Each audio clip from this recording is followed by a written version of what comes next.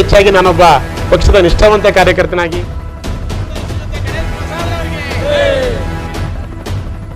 ಸುನೀಲ್ ಬೋಸ್ ಅವ್ರಿಗೆ ಊಟ ಕೊಡ್ತೀವಿ ಸರ್.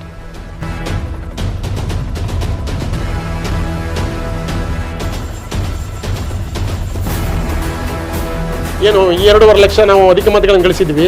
ಈಗ ಅದು 4 ಲಕ್ಷಕ್ಕಿಂತಲೂ ಹೆಚ್ಚು ಮತವನ್ನು ಗಳಿಸುವ ನಮ್ಮ ಅಭ್ಯರ್ಥಿ ಗೆಲ್ತಾರೆ ಅನ್ನುವಂಥ ಒಂದು ವಿಶ್ವಾಸ ನಮ್ಮಲ್ಲಿ ಮೂಡಿದೆ.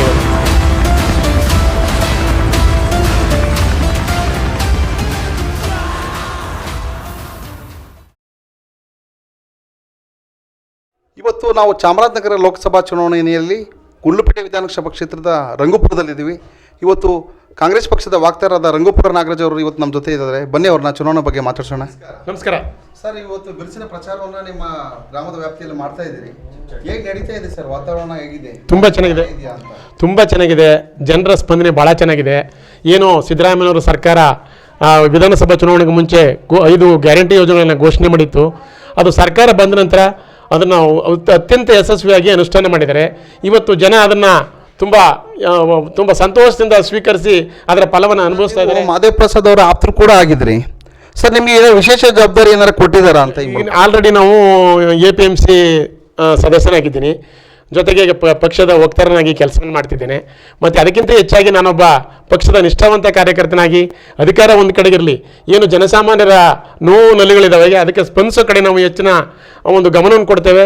ಸರ್ಕಾರದಿಂದ ಏನು ನಮ್ಮ ಗ್ರಾಮಕ್ಕೆ ಹಾಗೂ ನಮ್ಮ ತಾಲೂಕಿನ ಗ್ರಾಮಗಳಿಗೆ ಏನು ಸವಲತ್ತುಗಳು ಸಿಗಬೇಕು, ನ್ಯಾಯವಾಗಿ ಸಿಗಬೇಕು, ಅದನ್ನು ಸಂಬಂಧಪಟ್ಟ ಶಾಸಕರಾಗಿರ್ಬೋದು, ಮುಖ್ಯಮಂತ್ರಿಗಳಾಗಿರ್ಬೋದು ಅವ್ರ ಗಮನಕ್ಕೆ ತಂದು ಅದನ್ನು ಯಶಸ್ವಿಯಾಗಿ ಅನುಷ್ಠಾನಗೊಳಿಸೋ ಕಡೆ ನಾವು ತುಂಬ ಯಶಸ್ವಿಯಾಗಿ ಕಾರ್ಯವನ್ನು ನಿರ್ವಹಿಸಿ. ಇವಾಗ ಸುನೀಲ್ ಬೋಸ್ ಅವರಾಗಿರ್ಬೋದು, ನಿಮ್ಮ ಶಾಸಕರಾದ ಗಣೇಶ್ ಪ್ರಸಾದ್ ಅವರಾಗಿರ್ಬೋದು, ಅವರನ್ನ ಭೇಟಿ ಮಾಡಿ ವಿಶೇಷವಾಗಿ ಏನಾರ ಅತ್ಯಂತ ಲೀಡಲ್ಲಿ ಗೆಲ್ಲಿಸ್ತೀವಿ ಅಂತ ಏನಾರ ಒಂದು ಭರವಸೆಯನ್ನು ಕೊಟ್ಟಿದ್ದೀರಾ? ನಾವು ನಮ್ಮ ಕ್ಷೇತ್ರದಲ್ಲಿ ಈಗ ಆಲ್ರೆಡಿ ಏನು ನಮ್ಮ ಚಾಮರಾಜನಗರ ಲೋಕಸಭಾ ಕ್ಷೇತ್ರ ಇದೆ.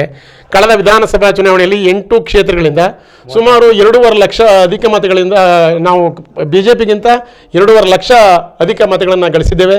ಅದು ಈ ಚುನಾವಣೆಯಲ್ಲಿ ಅದಕ್ಕಿಂತಲೂ ಏನು ನಾವು ಈ ಗ್ಯಾರಂಟಿ ಯೋಜನೆಗಳನ್ನ ಘೋಷಣೆ ಮಾಡಿತ್ತು, ಅದು ಯಶಸ್ವಿಯಾಗಿ ಅನುಷ್ಠಾನ ಆಗಿರೋದ್ರಿಂದ ಅದು ಇನ್ನೂ ಹೆಚ್ಚಿನ ಪ್ರಮಾಣದಲ್ಲಿ ನಮ್ಮ ಪಕ್ಷಕ್ಕೆ ಬರುವಂಥ ಸಾಧ್ಯತೆ ಇರೋದ್ರಿಂದ ಏನು 2.5 ಲಕ್ಷ ನಾವು ಅಧಿಕ ಮತಗಳನ್ನು ಗಳಿಸಿದ್ವಿ. ಈಗ ಅದು 4 ಲಕ್ಷಕ್ಕಿಂತಲೂ ಹೆಚ್ಚು ಮತವನ್ನು ಗಳಿಸುವ ನಮ್ಮ ಅಭ್ಯರ್ಥಿ ಗೆಲ್ತಾರೆ ಅನ್ನುವಂಥ ಒಂದು ವಿಶ್ವಾಸ ನಮ್ಮಲ್ಲಿ. ಕಳೆದ ಬಾರಿ ಲೋಕಸಭಾ ಚುನಾವಣೆಯಲ್ಲಿ ಧ್ರುವನಾರಾಯಣವರು ಅತ್ಯಂತ ಕಡಿಮೆ ಅಲ್ಪ ಮತಗಳಿಂದ ಸೋತಿದ್ರು.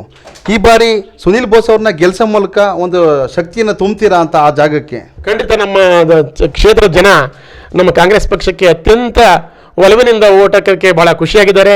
ಇವತ್ತು ಏನು ಇಂದಿನ ಚುನಾವಣೆಯಲ್ಲಿ ನಮ್ಮ ಪಕ್ಷ ಧ್ರುವನಾರಾಯಣವರು ಅಭ್ಯರ್ಥಿಯಾಗಿ ಸೋತು ಅನ್ನೋ ಒಂದು ನೋವನ್ನು ಅನುಭವಿಸಿದ್ರು.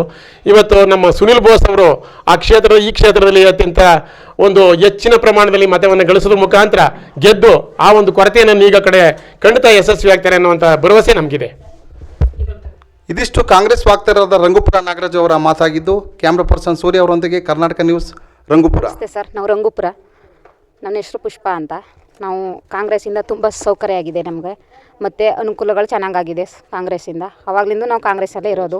ಗೃಹಲಕ್ಷ್ಮಿ ಯೋಜನೆ ಆಗಿದೆ, ಮತ್ತು ಅಕ್ಕಿ ದುಡ್ಡು ಜಾಸ್ತಿ ದುಡ್ಡು ಅಮೌಂಟ್ ಬರ್ತಿದೆ. ಮಕ್ಕಳಿಗೆ ಓದ್ಬೇಕಾದ್ರೆ ಚೆನ್ನಾಗಿ ಸಹಾಯ ಮಾಡಿಕೊಟ್ಟಿದ್ದಾರೆ ಸಿದ್ದಪ್ಪ ಅವ್ರಿಗೆ. ಅವ್ರು ಹೇಳ್ತಾರೆ ನಮ್ಗೆ, ನಾವು ಕೂಡ ಅವ್ರಿಗೆ ಬೆಂಬಲ ಕೊಡ್ತೀವಿ. ಸುನೀಲ್ ಬೋಸ್ ಅವ್ರಿಗೆ ಊಟ ಕೊಡ್ತೀವಿ ಸರ್. ಯೋಜನೆಗಳನ್ನು ಅತ್ಯಂತ ಯಶಸ್ವಿಯಾಗಿ ಕೊಟ್ಟಂತ ಸಿದ್ದರಾಮಯ್ಯನವರಿಗೆ, ಉಪಮುಖ್ಯಮಂತ್ರಿ DK ಶಿವಕುಮಾರ್ ಅವರಿಗೆ, ನಮ್ಮ ಶಾಸಕರಾದ ಗಣೇಶ್ ಪ್ರಸಾದ್ ಅವರಿಗೆ,